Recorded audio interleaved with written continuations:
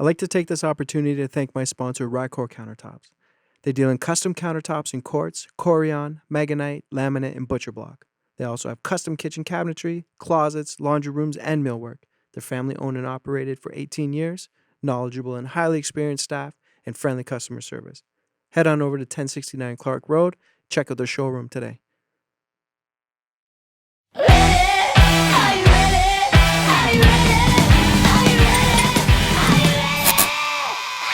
Welcome to Studio 88, where I'm here with my special guest, TJ The Truth Laramie. How you doing, bros? Good, man. How about yourself? Good, man. It's been a grind to try to get you in. I know your schedule's super busy. Yeah. I work a couple jobs, and especially, too, when I train for fights, I'm super strict on schedule and everything like that. Yeah, it's hard, and man, the weekends are hard to kind of get you into, but I finally got you. Yeah, we're here. Thank you. So run us back a little tiny bit. I kind of want to start at the beginning, where it all started for you. Were you a naturally athletic kid? Did you do karate? Did you come for, like, what are your roots? How did it all begin for you? So for me, honestly, as a kid, up until about the age of like 8 or 9, I didn't do anything. Like, it was all, it was nothing, no extracurriculars. Were you born and raised in Windsor? Yeah, born and raised in Windsor. Yeah. I didn't have like the greatest childhood growing up until I ended up moving in with my aunt at 8 years old. So basically, when I was 8, my brother and my mom passed away within a couple... Your brother and your mom? Yeah, my older brother and my mom. So he would have passed away in September of 2005. Mm-hmm. She passed away in November of 2005. So I was only 8 years old at the time. So at that point, my dad was just having a hard time dealing with it. So my brother and I, we moved in with our aunt. And then from that point, I feel like that's like where I had like kind of more of like a real childhood, I'd say. You know what I mean?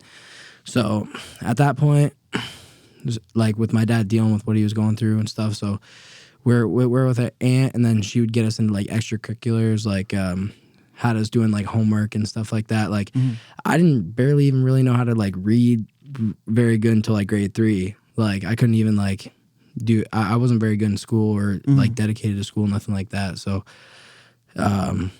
like after I moved in with my aunt, that was when like stuff started kind of coming together for me. I kind of learned like a little bit more discipline. Is it your mom's sister? It'd be my dad's sister. Your dad's sister. Yeah. So my mom's side of the family is like there's not really anything there. She kind of had like a weird childhood too. So once I moved in with my aunt, the first sport I ever did was soccer. So it was just like house league soccer. And I was always kind of like a chubby kid my whole childhood, really, like nothing special. But I did all the school sports, so like track and field, cross country, like soccer, all that, volleyball, basketball. I was always kind of more of an athletic kid for someone who wasn't in great shape or anything like that. And then, so I carried that all the way throughout. And then my aunt, who I moved in with, actually passed away from cancer. So, so at this point, I was staying with my uncle, and him and I didn't really get along too well. I was in about, I think, grade 8, and then my dad kind of started coming around again, and we eventually, like, we had to go through the whole process of, like, supervised visits, everything, you know what I mean? So once we went through that whole process, my brother and I and my dad, I moved it back in with my dad, and my dad, through that whole time, was, like, showing me like fights and stuff like that, like getting me into like UFC basically as like a spectator more than anything. But being someone who's into sports and being someone who's competitive too, so I wanted to always try it out. And then I went, basically tried out one kickboxing class, and at this point it was at Matey's, was the first place I went to.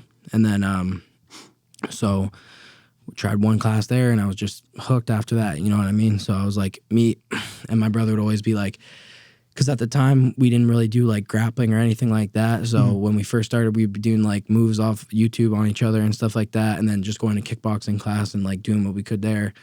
So, and being with our dad at the beginning, we only were with him 3 days a week, but every time we were with him, we were going to the gym that day or something, you know what I mean? Yeah. So he was making sure that, like, he wasn't pushing us in any way. If anything, it would be, like, us like begging him to go to the gym or something like that. Like that's how it was, you right? Fell in love with it, right? Yeah, it was like I was just addicted to it. I remember one summer, literally, it was like when I met my I call him like my first real like mentor or trainer. Jan Kajuba was like the first one.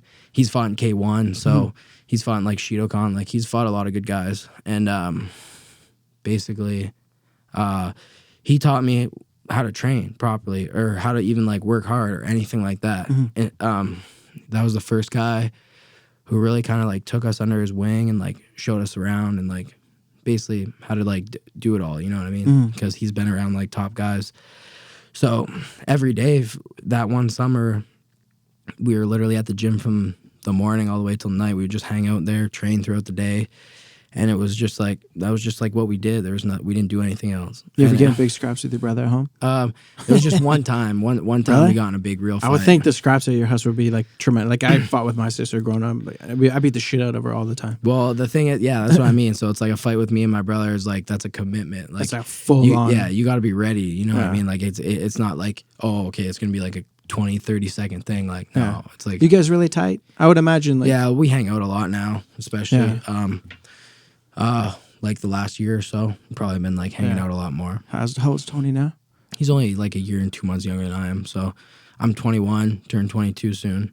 He's 20, turns 21 in January. Crazy. It's crazy the path that you guys came from like such an early age. Yeah, man. And to be so high level. Yeah, I personally, I feel like if I wouldn't have had to go through what I went through at that age, you know what I mean? Like I wouldn't have appreciated or like been like as tough as I was, you know what I mean? Yeah.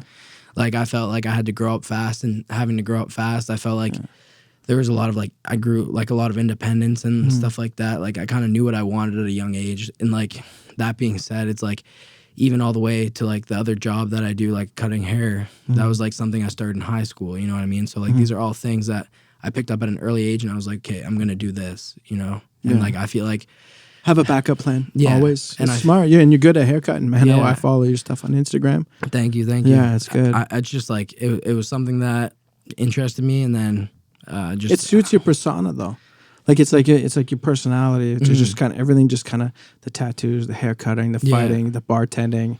That's a pretty wild dude, man. That's like, you know... I like to, like, definitely be out in the public and, like, conversate with people, and that's, like, weird considering, like, for the first couple of years of high school, I was like the biggest introvert ever. Like I would never talk to people. I'd go to like the gym and wrestling practice. That was it. And then grade 11, grade 12, I started coming out of my shell a little bit. And then that's when all this other stuff. Does the fighting, you think, help you with that? Oh, 100%. Like if that one thing fighting 100% did for me when I was in high school was to give me some sort of confidence, right? And it was like, it's like a conversation piece almost, like, you know what I mean? Like I was nothing but fighting. You know what I mean? There's nothing else more to me in my head or anyone else's head than, okay, I'm like a fighter. I go train, I wrestle. That's it. But it was like that confidence, like knowing how well I did in one area, or like how much people respected me, say like if I went to a tournament or something like that. You know what I mean? Like being a young kid who was doing so well, like, oh, people were always talking about me and my brother and stuff like that at such a young age. So it was like, that eventually gave me a lot more confidence to bring into other aspects, like just even the social part of my life. Yeah, like you've changed quite a bit. Like, since, I mean, the first time I ever met you was, I can't even remember the year. I want to say maybe 2009, 2010, maybe. I think it probably would have You're been about 15. Yeah, like 2012 maybe, That somewhere sounds around about there. right. Yeah, and the first time I saw you, I saw this jacked little kid. Yeah. And I was like, who's this kid? And what struck out in my head was the tattoo on your ribs and a tattoo of some boxing gloves. Yeah. And you were at 15 years old, and I was like, holy shit, this guy's got tattoos at 15. What's up with this guy? And it wasn't just, you know, a mom tattoo. It was like a boxing gloves. This is a big statement. And you fought on a kickboxing show with me, and you annihilated him. And I just found out now, just talking to you before, that it was Adam Gladue, and I didn't even know that. Yeah. That's how long ago it was. But you were on a whole new level back then. And like, I know you went away to a lot of training camps down in the States. Like, yeah, I've been everywhere, man. Like I've even been like to Japan and stuff like that. Train with people there.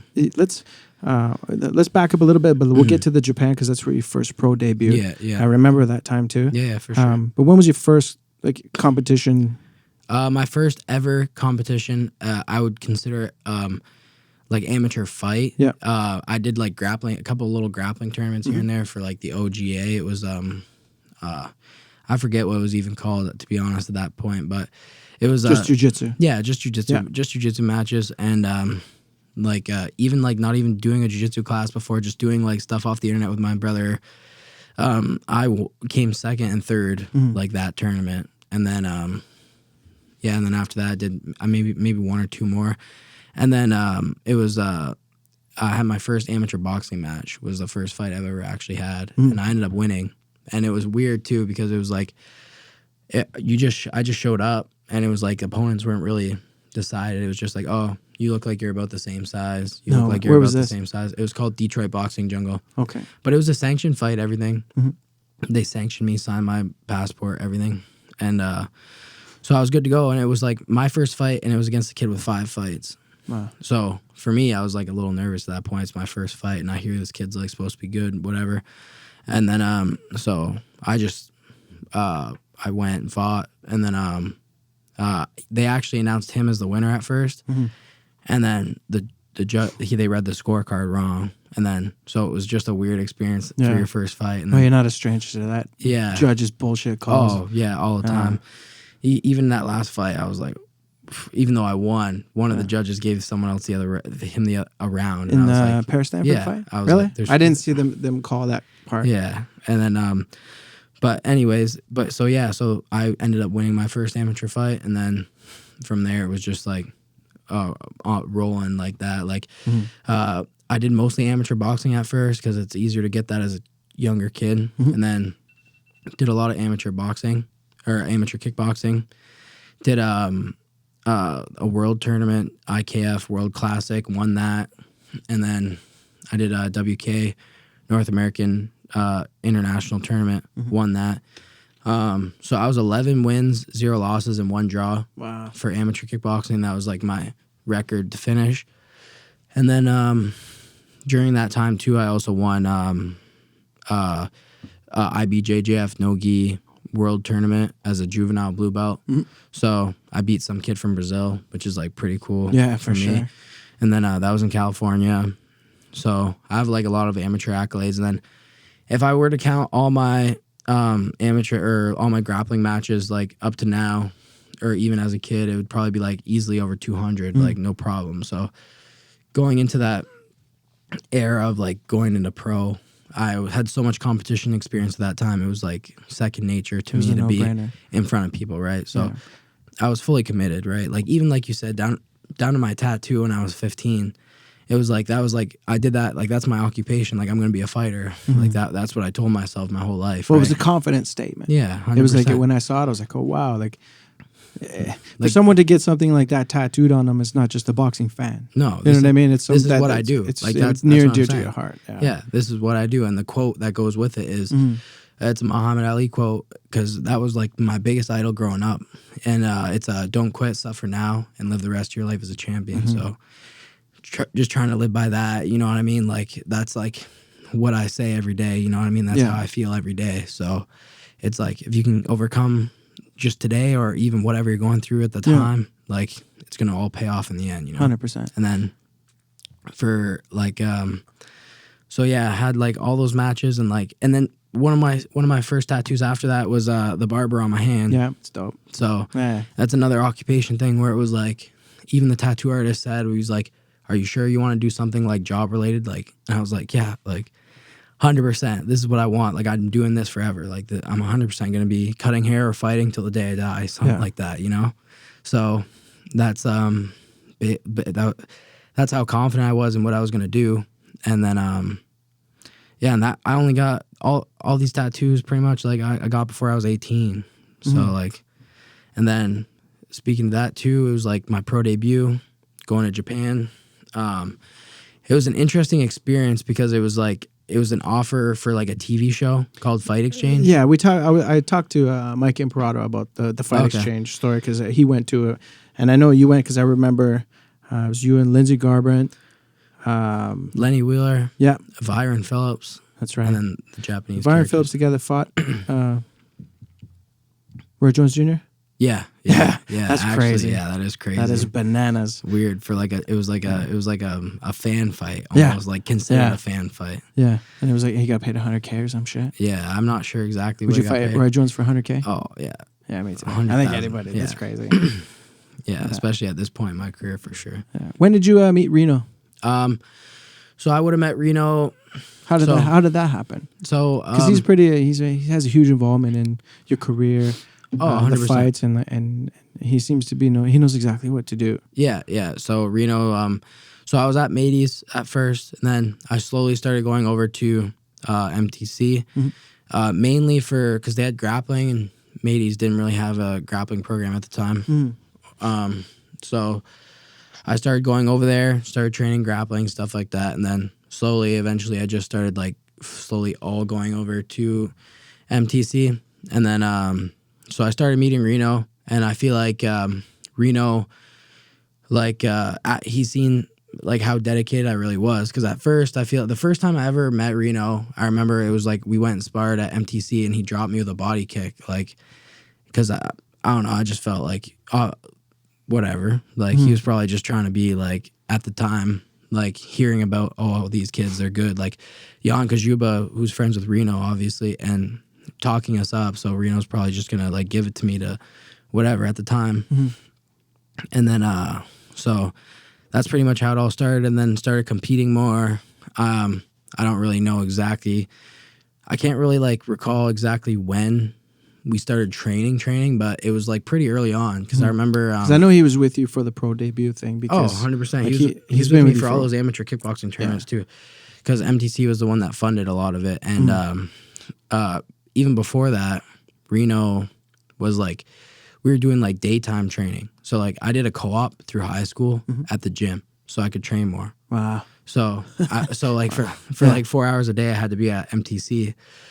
So I would go and just train in the middle of the day, and then me and Reno would meet up in the middle of the day and train. And then I think he really seen how dedicated I was and how much I really wanted this and how much I was dedicating everything to be a fighter. And then started spending more time with me. And eventually it was we went to the IKF. He didn't come with us to the IKF, but he helped me train for that. Another coach from MTC came. And then we went to the WK International Tournament. He came with me there. And then it was but like I said, though, he's putting in that extra time with me, daytime sessions, morning sessions. Then he's the one who, obviously, after all the amateur stuff, came to me with the Japan opportunity with the fight exchange. And it worked out because you can't make your pro debut in Canada until you're 18. I remember 17. That was a big thing, because we even tried to argue that with the commission here. Yeah, for PFC. Yeah, because originally we were saying, we'll bring him in, but he's under 18. And Ken Hayashi at the time was no, it's not going to happen because he's not an adult. And we even tried to get a special athlete.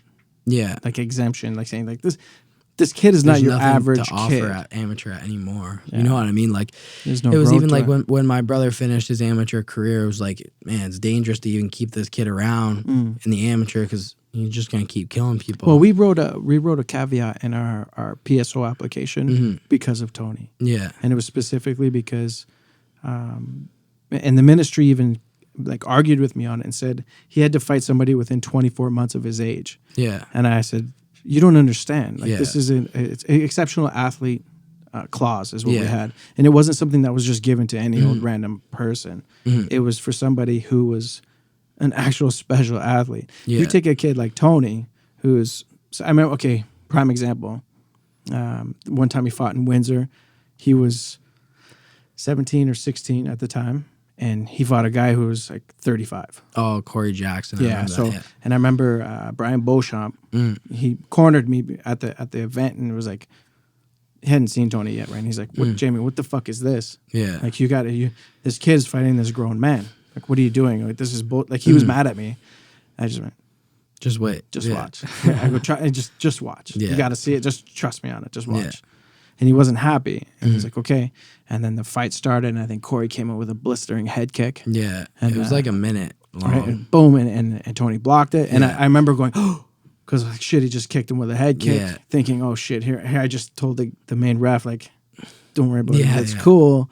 And then really what happened was I think Tony threw a barrage of threw a couple combinations, scooped up his legs, took him down, pounded him a little bit, and then took the arm bar. Yeah. And I was holy shit. And Brian looked back at me. He was whoa. Yeah. Like this kid is definitely special. Mhm. And there was another time he did a boxing match with Malcolm Gordon. It was an exhibition. And I was like, Kickboxing. and I was like, holy, like just, and he was just a kid. Oh yeah, just young. And so it's weird to see that. Especially too, and the funniest thing is like not only that is he young, he looks young. You know what I mean? Like he's not like someone who doesn't look his age. Yeah, or my something. wife even said when he walked out the last show, both shows, she's like, "Oh my, who's this little kid? Yeah, you got a little kid fighting." Same thing. Just watch. Yeah. Just to watch. Like, And then the craziest thing is that like for someone like my brother too with so much talent, he hits so hard just naturally. You know what I mean? So it's like yeah, like looks are not like a factor in that situation, obviously.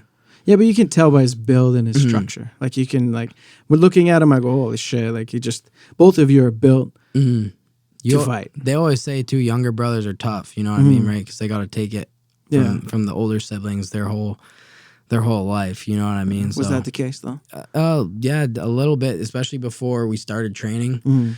It's like definitely always like I felt like it was kind of like at the beginning, especially it was like Tony just watched what I did and kind of followed along. You know what I mean? And then from there, obviously Tony's his own fighter. He doesn't fight. Even me and him are polar opposites in the way we fight. Like I fight a lot more calculated and safe, I'd say, and then he fights. He's just a savage. Yeah, he don't give a fuck. He'll go out there and swing, but he's technical still. He's got skills. Oh yeah, and he just drops people, knocks people out. You know what I mean? Sam Dalbaki with the head kick. And that's a guy who's 6 feet or 6 inches taller than him. You know what I mean? He retired Darren Mima. Yeah. That's crazy. That's it. Only guy to ever knock him out too out of 20 fights. Like, that says a lot. Same with like when he made his pro debut against Keith Lee, Kevin Lee's little brother. That's another thing too. Keith Lee was a big undefeated prospect, and like, oh, you sure you want to take this fight? Yeah, whatever. 100% confidence in Tony. Finished his amateur career undefeated too. Pretty sure all finishes. And they were.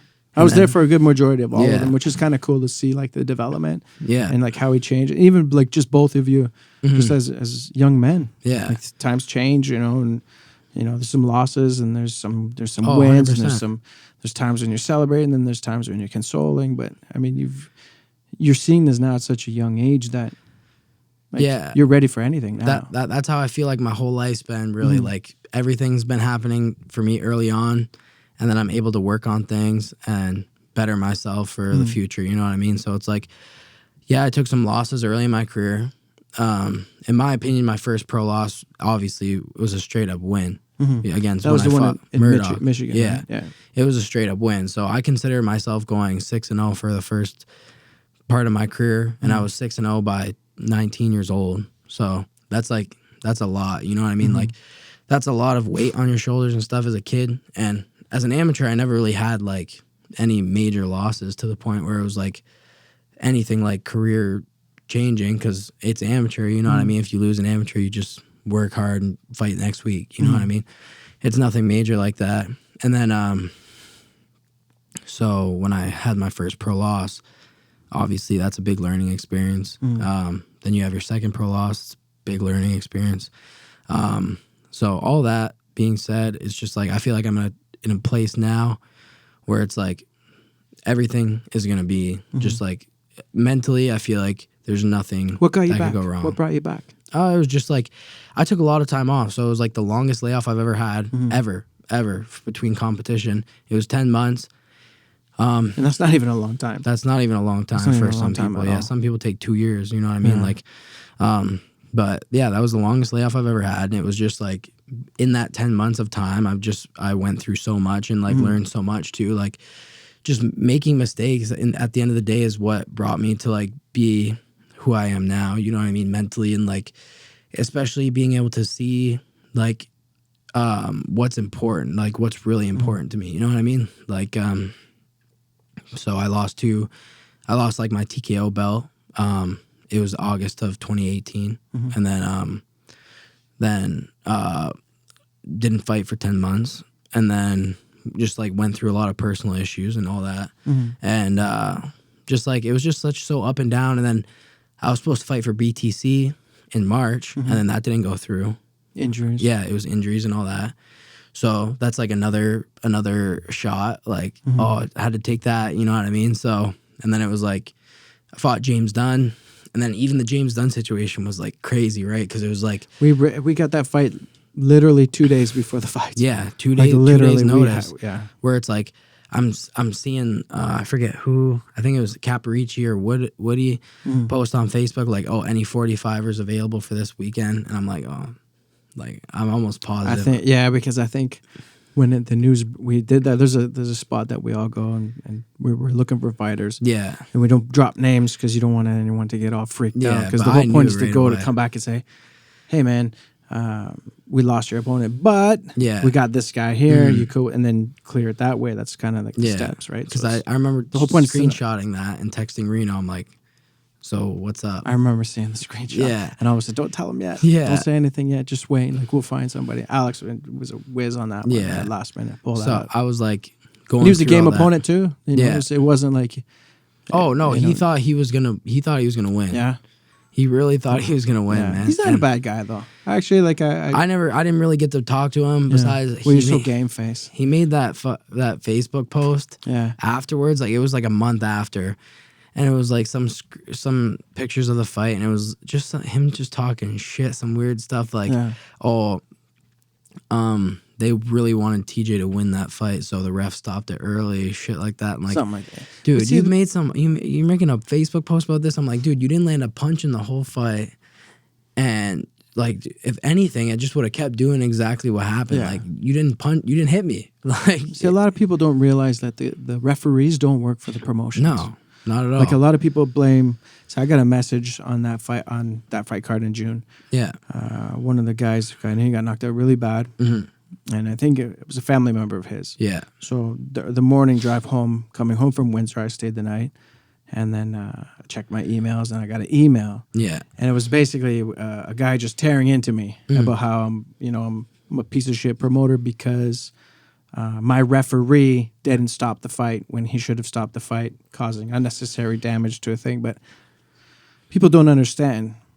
The commission is a complete separate entity from the promotion, UFC included. Like they can request certain referees and say like, depending on the situation. Yeah, you can bring in a high level. I mean, at the UFC level, the referees have to be really good. You can't really throw a slouch referee in there. Well, I know for one of my situations where it was like when I fought Alex Morgan the first time. Yeah, the referee Yannick Loof, he stopped the fight, and it was like the fight was like literally still going on. And ever since then, he was never allowed to ref one of my fights again. So it was like, I know there's special circumstances like that. Yeah, I mean, there's some guys that have same lineage in jiu-jitsu. Yeah. So they can say, well, that referee, because a lot of the referees it's a personal trained. connection. Yeah, they have let's say they're a body of four, or whatever, like they're George Brito. Yeah. They have like a lineage, they're all together. So one guy will say, we don't want him guy because he could be for this guy. Yeah. Right? So they try to eliminate all that. Some sort of bias. Yeah, but it has nothing to do with the promotion. The promotion don't whatever you don't referee hire them. No, you don't pay them. I pay the commission, and they supply me with whoever comes. If they're all meatballs, they're meatballs. It is what it is. Yeah, and people just don't understand. So I didn't get a chance to really reply to him just because I was just like, there's no point. Because I'd have to explain. He's an uneducated people, uneducated fans, right? They'll never get that. Yeah, and I see referees that make terrible. They do terrible shit all the time. Judges do the same thing. Yeah, judges suck, man. Yeah. Judges in the sport suck. Like I said, like my last fight against Paris, it was like I had one judge gave me a 10-8 round, and then every round after that, I had a judge give me every round, and then I had one judge give me 2 rounds and lose a round. Like, there's a different scorecard every time. Yeah, and I'm like, how is I was in top control for 14 out of 15 minutes of that fight.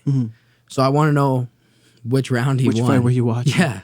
You know what I mean? But that's what we deal with in MMA. And even the same thing in the Vince Murdoch situation. The fact that I even lost that fight it's ridiculous. Like I train with a lot of those people now from Michigan Top Team, and people like that's one of my mainstays. Like the people I train with all the time, especially like Cody Stamen. If I go out to Vegas, like I'm gonna be staying with him and all that.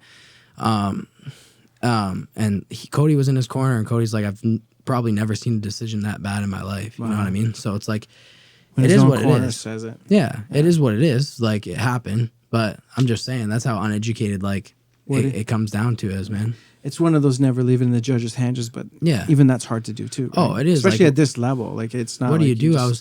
I was 18 at that point, fighting a guy with 8 fights. You know what I mean? So I was like, and a guy from a good gym. So it was like, and I felt if like anyone else would say, I dominated that fight, right? So it's like, what more do you want me to do besides finish the fight? You know what I mean? Like I couldn't you know what I mean? Besides finishing the fight, there's really not much more you can do, right? But it's human error, right? It happens in not so much in other sports now because they got replays and stuff like that, but fighting's not a sport. You can rewind a punch or rewind whatever, change you the know? outcome. Yeah. They don't, I've never really seen a commission change the outcome either. Yeah. Like even if you appeal it and then they go back and look at videos, a lot of times they support the referee's decision or the judge. They have to stand by them. There's very few.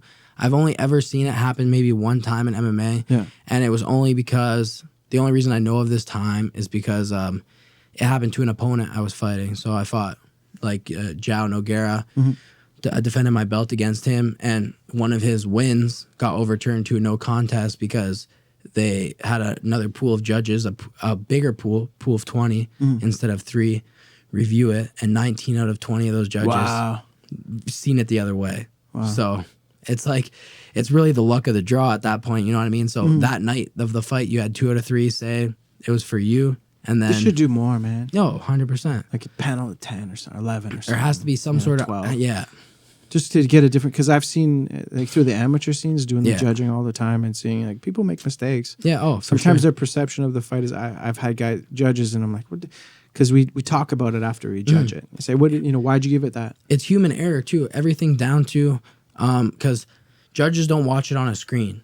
Judges watch it from an elevated chair through the cage. So they're literally looking through the cage. There's a lot of things they can't see. If my back's towards you as a judge, but I'm the one landing punches, you can't even see the punches I'm landing. You know what I mean? And they just see a movement. For all they know, every shot's landing, and for all they know, you're hitting the mat behind his head. Yeah, and not hitting him at all. Yeah, exactly. So perception. 100%, 100%. Or it's like if you're up against one to say, like they have the mats that go along the posts. The judges can't even see that if you're on the same side. You know what I mean? So it's like you don't understand. Like you'll never know if I landed that elbow or I landed that punch, or you would never know that. So as a judge, it's like I feel like there's a lot of flawed aspects, and I feel like, man, they should get a screen. They should get a perfect view without that fence in the middle, you know? Or you have to do both. Or both. Screen it's like maybe like an iPad. Yeah. That's showing the whole fight, and they can look down, look up, look down, look up. Yeah. If it goes in certain situations, right? Like I said, sense. if you can't see a certain spot, you should be able to get that view. You know? I wonder why they don't. I honestly, I feel like it just leaves too much room for that human error. Commentators use that. Yeah, they do. Right. Especially the one thing I don't agree on though is like the stats, that live stats, because who's to say that was a significant strike over something else? You know what I mean? 20 jabs could be 20 flicks. Yeah, you don't know that. Like, what jab counts? What hook counts? You know what I mean? That'd be a hard job counting that. Yeah. Look at a fight and go boom, boom, boom. Like you have to be like hit a button or something, whatever it may be, right? Like who's keeping track? Like who are we trusting with this combi stat, right? Because there are fights where it's like, okay, this guy definitely won, and then people are complaining after, posting, oh, but look at the compu stat. I'm like, I don't care what the compu stat says. I watched the fight. This guy beat his ass. What do you mean? Like, I did a course. It was like for kickboxing. Yeah. And it was a judging and referee course. Okay. And they did things on a clicker system. Yeah. See. Yeah. So they had a red corner, blue corner on clickers, and you stuck three people. Yeah, you stuck them between your legs, and you sat ringside and you watched the fight. And the thing is, you were supposed to click every significant strike by blue, left hand, red, right hand. Yeah. So you go click, and then they play a video on the screen, and then they go, okay, try judging the fight. Oh, here's click. Everybody's click. Man, I was in left field with a cucumber, bro. I was completely off. I couldn't even watch the fight. I couldn't even... Yeah. Like, if I had to watch the fight, I would have been able to tell who won as opposed to trying to count the strikes. Because I got messed up. When you messed up, you would do an extra click. It was just too... I was completely wrong every time. For sure. But if I had to watch the fight without the clicker system, I could have tell you. Oh, 100%. Especially, they were doing amateur Olympic boxing with that same scoring for a minute. I don't know how they do that. They switched back to the 10-9 system, but... That's just crazy. You know what I mean? It just changed, like, it will literally change the way people fight, come to a fight, because they know they got to play that system, right? Yeah. That's just how it goes. But, like, now, the 10-9 system's the best system possible at the moment, but it's obviously always going to be flawed. Just need extra people. It's opinion. It is really opinion at the end of the day. Yeah. Like, are you going to count the guy who was on top for 4 minutes of the round, or the guy that was landing more punches for a minute, say? You know what I mean? Yeah. Who was doing more damage, but who was controlling the fight, right? Like, it's a toss-up. Like, you never... It's up to the person at that point. Yeah. So we're back in Windsor, December 6th. Yeah. And we have a title fight this time. So you and your brother are both fighting for titles. Yeah. So 5-round war. So we got your opponent the other day, but we're still waiting for it to... be approved by the commission, which at this level, it's usually never any issues. Do you know anything about your opponent coming up? Andrew Cruz. Yeah, so Andrew Cruz is the opponent. He's 7-3. He's currently riding a 3-fight win streak. He actually has wins. His last 3 wins were over some very good competition. So his last win was over a 10-1. His win over that over a 15-8, and then the first guy of the streak was 8-1 or 8-2. So he's beaten good guys. So I definitely believe he has the skill to give me some problems or some issues in the fight for sure. But do I feel like he's on the same level as me overall? Definitely not. I fought 5 rounds before, twice. I made it to the 5th round 2 times. One of those times being against someone who was a 32-fight veteran, and the other one being against someone who's currently in the UFC, winning both of those fights. So when it comes down to a title fight, I feel like I'm more of a slow starter anyway.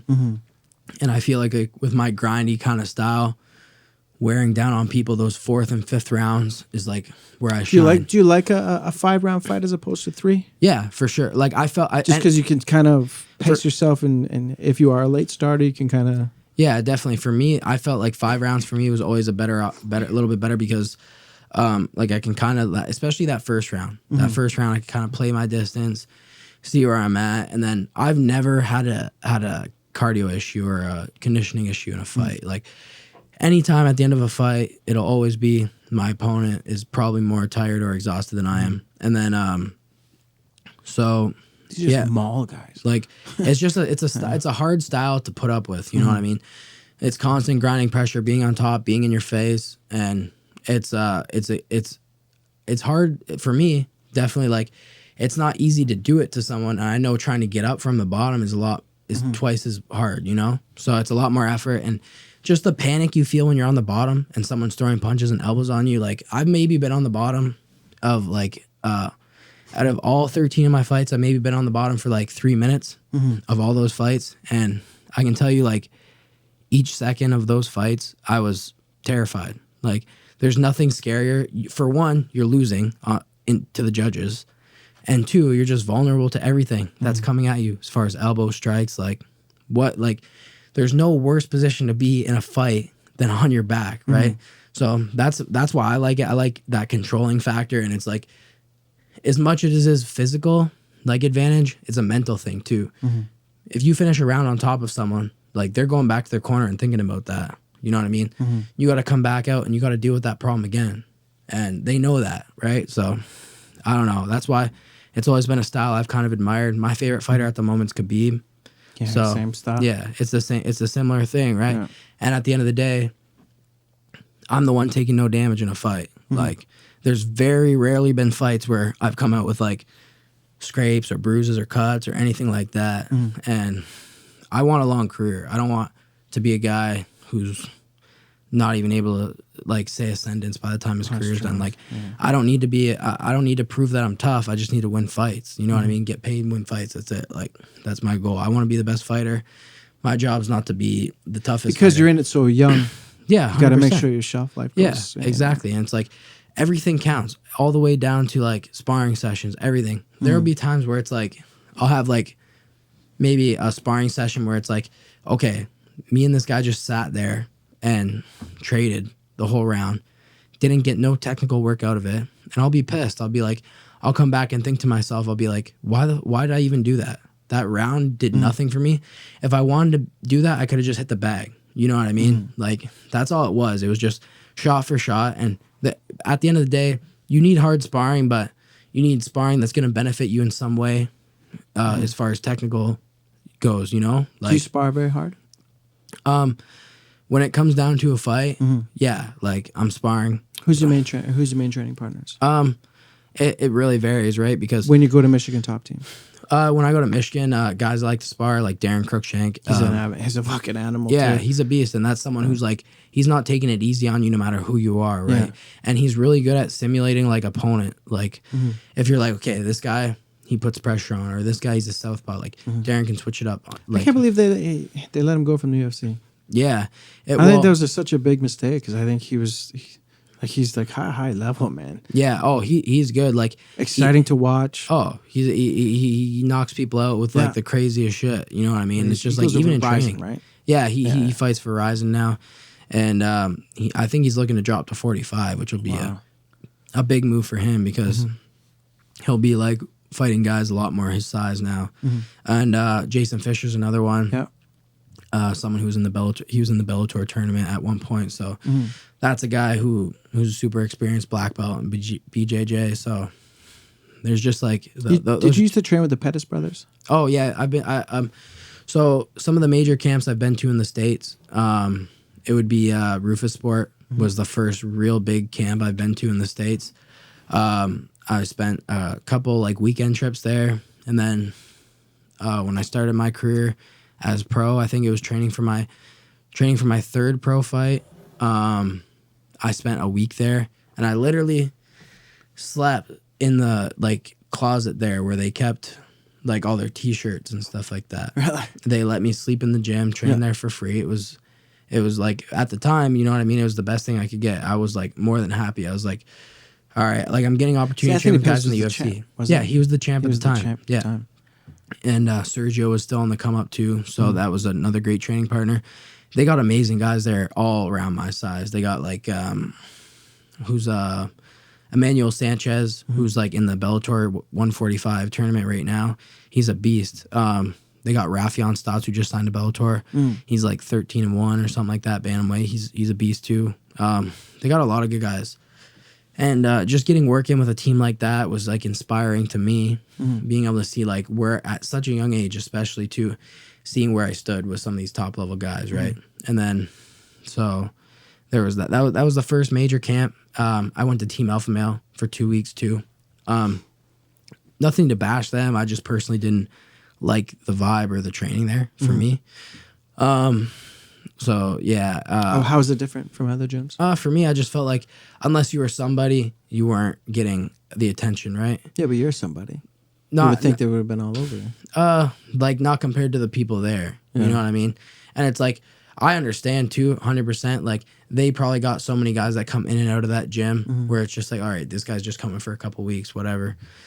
So yeah, like I understand that. Not great fighters come out of there all the time. Nothing to say that. Just for me, it wasn't the right fit. And then after that, it was after I went there, then I started going to Michigan Top Team more. And who was still there at the time was Cody Stamen, just like right around when he was getting in the UFC.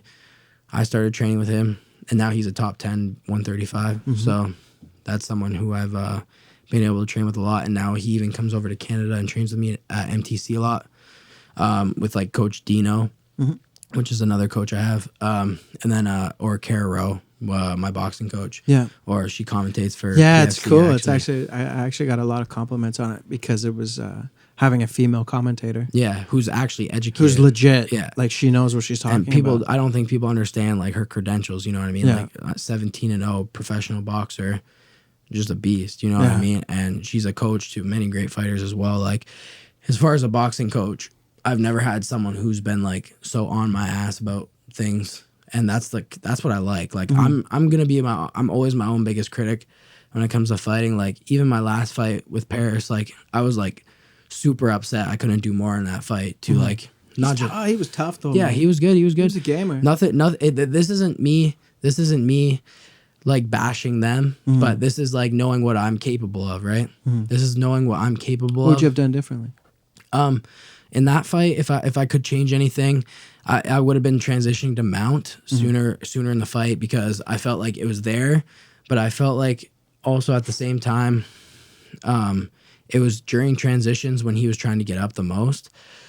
But knowing how good my top pressure is, I felt like sliding into mount earlier and being able to hold that position with my hips down and being able to rain down some elbows or some punches would have gassed him more in the long run too. So my coach, Eric Marintet, my jiu-jitsu coach, was from Tecumseh BJJ. He was telling me that, but it was just like I played that fight with too much of a safe mindset. You know what I mean? Like I definitely could have opened up a little more, and I for sure felt like I could have got the finish. So I was a little upset with myself, but at the end of the day, it was a dominant win, but not the way I would like to win. Yeah. But it is what it is. Like I said, I'm just like really hard on myself when it comes to that, because I know how much work I put in, what I'm capable of, or who I train with, and what I'm capable of in the gym, or what I've performed like in the gym. So I always expect the most for myself. Yeah, no, that's a good way to think, though. There's nothing wrong with thinking that way, because you seem very aware.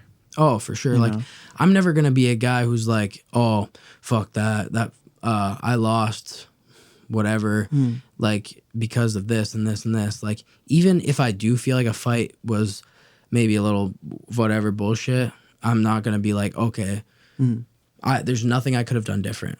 You know what I mean? There's always going to be something you could have done different, or something to work on for the next time. But yeah, like I said, when I lost my TKO belt, like I went through 10 months of that, 10 months of saying, all right, this is what I need to do better. This is what I can do better. Like, so you were the hardest on yourself those 10 months. Always. Like, I'm never going to say, oh, well, fuck it. It is what it is.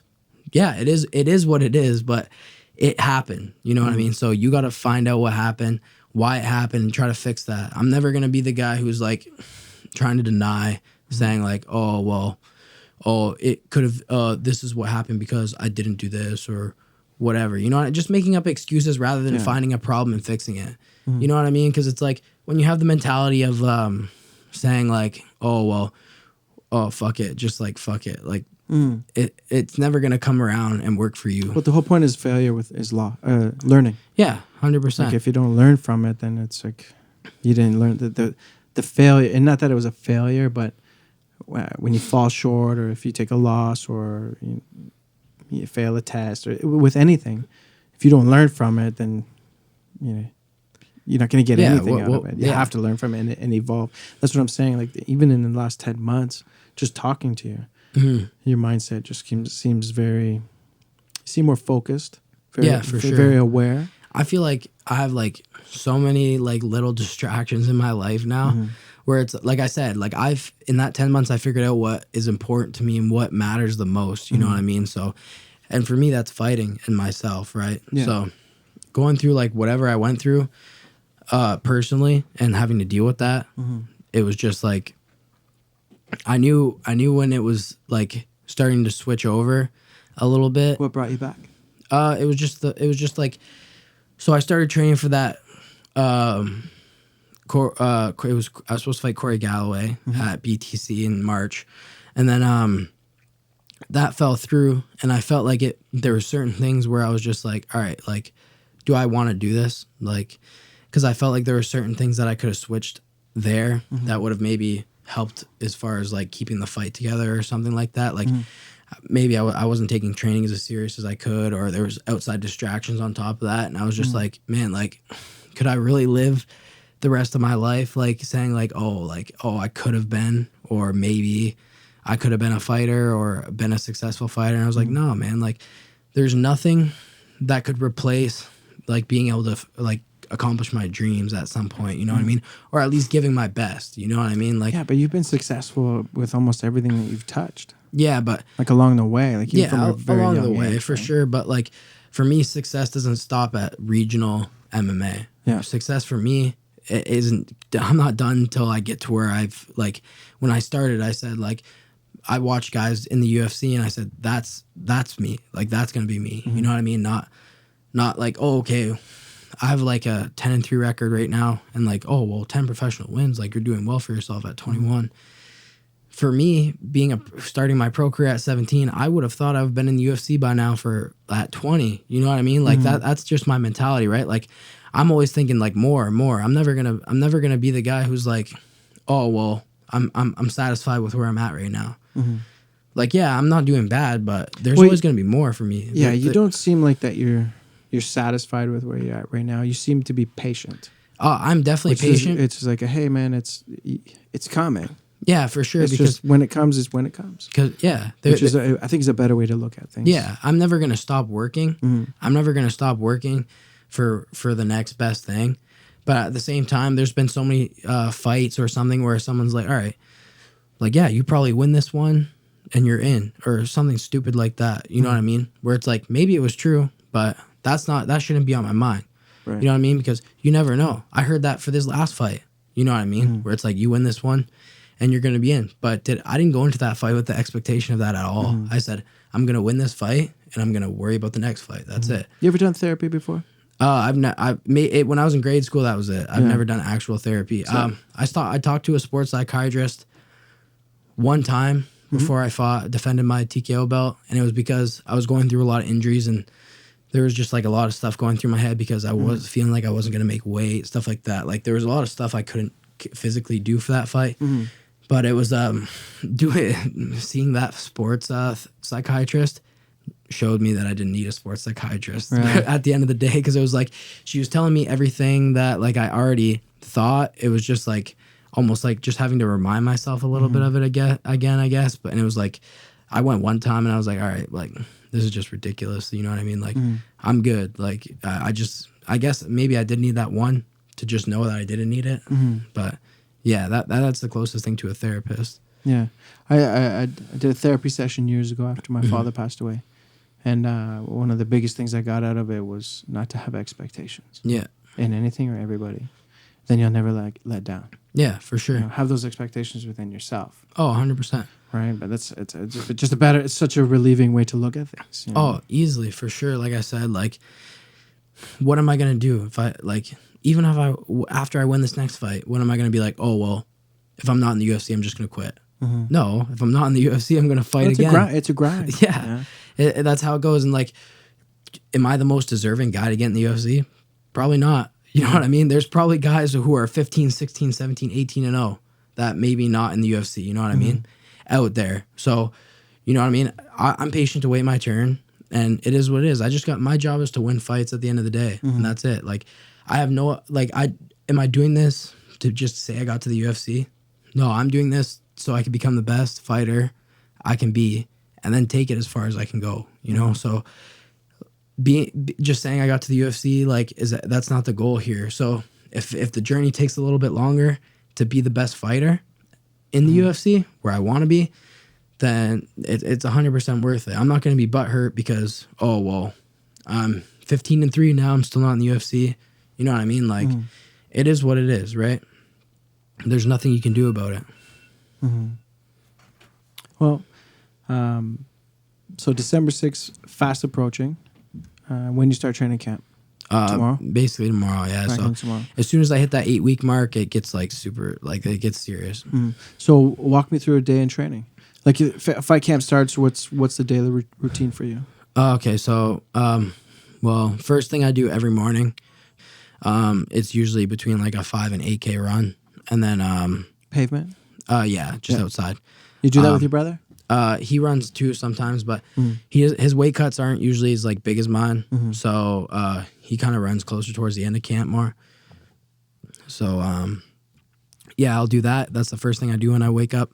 And then usually I go and on Mondays I don't have work. Like I don't work at the barbershop. So I meet with Kara Rowe at MTC around 2:45, and then I'll be training for about 2 hours. Go home, eat quick, get my shit together, and then I'll come back to MTC for 6, and then train from 6 to 7, and that'll be my day. Closer towards the end of camp, after all of that, I'll do another cardio session just to get my weight in check a little more if need be. Tuesdays is more of a grappling day. So I'll go to either Michigan Top Team, and it'll usually be the run, either train with Reno in the morning or in the middle of the day, or maybe not train with him, and then go to wrestling practice at Michigan, which is a lot of positional live stuff. So it's a hard. So you practice. Go back and forth to the States every day? Not every day. It's usually 2 to 3 times a week, and then to change things up, like for this camp coming up, I'll be in Vegas for 3 weeks. Nice. So last camp I was in Vegas for 2 weeks. This time I'll be for 3 weeks, a little bit longer. Just because having the 3 weeks there, you get a little more settled. You get everything all the way down to your diet a little bit more in check. So yeah, Vegas is just good just to get different partners and stuff, because not that I've completely outgrown, there's nothing to benefit in Windsor or Michigan or anything like that. It's just variety is a big change. It's good to have that. It's like training a dog, and you got to stress them out and put them in situations that are completely. You need to get used to that, right? Yeah, when you're sparring someone, when you're on the mat with someone new, you've never trained before, it becomes more like a real fight, right? Because you're in a situation that you've never seen, so it's a problem you got to fix, and you got to adapt on the fly. So that's a lot more realistic. So getting training in at those big camps, people are coming in and out. Like when I go to Extreme, there's different new people in and out every week. So it's like you're getting that experience, and it's really unmatched. You'll never get that in a local area. So I'll go there. When I'm training here, Wednesdays is usually sparring day or kickboxing. Thursdays are usually another grappling day. I'll either go to Tecumseh, BJJ, or Michigan. Friday's kind of more of like a little bit of a rest day. So it'll be like I'll go for my run, usually train with Reno. And then in the afternoon, I'll either go spar at Michigan. If I didn't, I only do 1 sparring day a week. Some people do 2. But I think only one's necessary. Who's your sparring partners? Main sparring partners. Like who do you when I spar in Windsor, it would be more like Kyle Preplik, Joe Pettigoose. I try to spar with some of the guys more my size. I spar with my brother here and there, but it's not super beneficial to me because he's smaller, right? So it's not like a realistic height or anything for me to fight at. Shane Monahan too, train with him.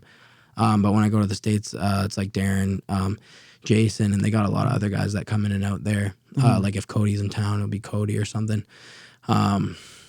So yeah, that'll be Fridays if I don't spar Wednesdays. But if I don't spar Fridays, I'll usually do like a hot yoga, as an active recovery. And thanks. As like an active recovery, and then I'll probably run at night or something like that. Saturdays is I don't run Saturday mornings. Instead, Saturday mornings, I go to work really early in the morning.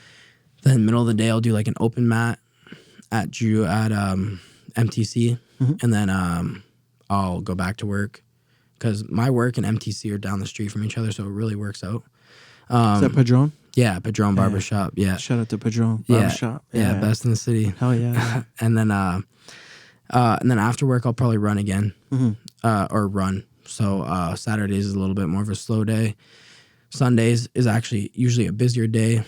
So I'll try to either run right in the morning, or if I work the bar on Saturday nights, usually I'll just sleep in until open mat at noon at Tecumseh. And then I'll meet up with Reno, and then I'll run. So Sundays, I'm still getting 3 training sessions. Yeah, savage. What kind of diet? How's your food? You like to eat? Yeah, my weight fluctuates a lot, in and out of camp. So I don't really get super strict in my diet till about 5-6 weeks out. I don't really go anything too drastic, but I definitely have bigger cuts than most people. I can walk around I walk around 175 a lot, 180. That's crazy. Yeah, it's not good. I'm not saying that to brag or anything, but it's kind of I just can't believe the difference in weight. Oh yeah, it's crazy. I look like a different person between now and fight time. Because when I see you at the weigh-ins, I saw you at the last fights at the hotel. Yeah. in your room and you're just like jacked. Yeah. Like, and I could tell you're like, oh yeah, I like this. But I like food too, so I understand. Yeah. For like for me, it's like the first thing after a fight that I'm looking forward to. Like a lot of people want to party, whatever, do whatever. I just want to eat. Yeah, exactly. So what do you eat in a day when you're cutting weight? A mainstay in my diet's like eggs for me. I'll eat steak too, especially if my weight's like a little bit lower. Like I'll try to eat steak like three times a week maybe. I try to include like one green food with every meal, whether that's like a little bit of spinach, asparagus, or something like that. I don't really use too many supplements. Like I sometimes if I'm not eating a lot that day, like I'm sponsored by Canadian Protein, so they got really good. All their products taste really good. No, that's not Pat Wilson. That's Dan Crosby. What's Pat's? Pat is Great North Supplements, I think. Right. Okay. Yeah. My bad. So Canadian Protein, like I'll maybe take like a scoop of theirs throughout the day, or and then I drink throughout the day usually maybe like a gallon of water, like around there, just because all the training sessions throughout the day, if I'm not staying hydrated, I just notice my my energy levels are super low. And then basically there's nothing like that's the thing. People think diet is like super complicated and like super. I would think it would be the same thing day in and day out. It's not like super like focused like that. Like I go eat out all the time. Like I'll go like, but you got to know what to pick and choose when you go out, right? Like what questions to ask someone. Like if I'm going like something as small as like, oh, if I'm getting an omelet at a restaurant, like, oh, do you add milk or do you add cream to that? You know what I mean? Like just little things like that. And then for me, another thing I like, I'll eat fruit throughout the day as like a snack or something like that, especially after a hard training session to get like my sugars up and my stuff like that too. Sodium, I need sodium throughout the day, or else I'm gonna crash like crazy. Especially like when I'm training in Vegas and it's hot. Yeah, you're dehydrated before you even realize it because you don't really sweat when you're out there. You just dry up. It's a dry heat. Yeah, it's weird. Like when I was running outside there before, and I'd be running outside, and throughout, like by the end of the run, I wouldn't even be wet, but my mouth was like so dry, and I would just like be downing water, and I'd feel like just like my energy's just crazy low. Yeah, it's super hot there. I went to Vegas a few years ago, and it was like 114 degrees. Oh, like my eyes were so dry. That was the biggest thing. When I stepped out of the airport, I was like, I felt like a hot wind, and I was like, oh, like what they got the like is that like a heater blowing on me? But no, that was just the wind. Wow. Like that was just the wind in Vegas, you know? That's bananas. Yeah, it was crazy. It's a crazy experience, man. Okay, so maybe wrap this up, man. You know you got a long drive heading back to Windsor. I want to thank you for coming. Do you want to shout out to any sponsors? Shout out to Canadian Protein, IBW, LaUna, Motor City Community Family Credit Union, Padron, the barbershop I work at, Takedown Distribution, and Prospect Fights, obviously, for always putting on a great show. Yes, thank you. Always taking care of me. And I look forward to December 6th. If you guys want to follow anything, you can follow me on Twitter at Laramie TJ, Laramie TJ, or on Instagram at TJ Laramie. Beautiful. All right, man. Well, thanks for coming. I appreciate it. And, thank you, man. Get your tickets at ticketwindow.ca. Hit up TJ and sell this place out. Yeah, you don't want to miss this for sure. No, absolutely. Not after the first show in Windsor was... No, sell out. Oh, for sure. It was crazy. Every fight was a finish. Yeah. I think except for... I think all of them. All of them finished. Yeah. Not one went to decision. Yeah, 10 fights, 10 finishes. How could you... Great night. Yeah, not want to see that. That's a good night. Okay, TJ, thank you, man. I appreciate it. Have a safe it. drive home, and talk to you soon. Yeah. Boom. This podcast is brought to you by Eurosun Tanning Salon. You suffer from eczema or psoriasis? You have acne or sore muscles? Head on in today and visit the tanning beds. They got regular and mega stand-up beds. Get that beautifully tan look that you're looking for. They also offer natural Mystic Spray Tan. You can also purchase premium products such as Australian Gold, California Tan, Designer Skin, and Swedish Beauty. There's many different packages to choose from, 6-session package or a 30-day pass, even single sessions. Sign up today in your membership and get $70 worth of product. They're located across from Masonville Mall in the Wendy's Plaza at 60 North Center Road, London, Ontario. Visit Eurosun Tanning today.